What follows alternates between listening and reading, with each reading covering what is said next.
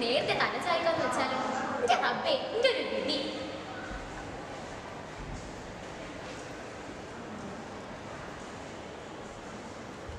വാതിലൊക്കെ തുറന്ന് വണ്ടിത്താളികൾ കിടക്കണേ.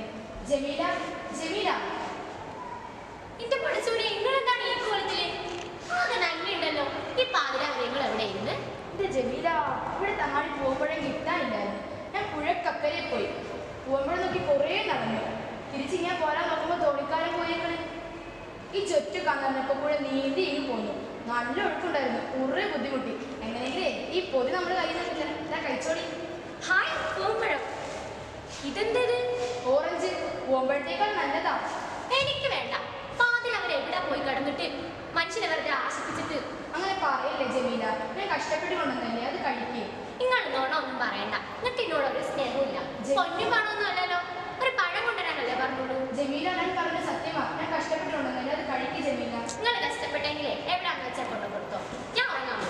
ഇജ്ജ് പിഴങ്ങല്ലേ ജമീല. ഇങ്ങോട്ട് വാ. എന്റെ മഹാറാണി ഇങ്ങോട്ട് നീങ്ങി നിന്നേ.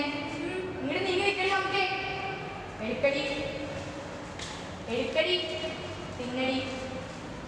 അങ്ങനെ തൊടി ഒഴിച്ച് സാവധാനം തിന്നടി. ഞാൻ നിന്റെ ആരാടി? അല്ലേ? ഞാൻ നിന്റെ ആരാടി? അപ്പൊ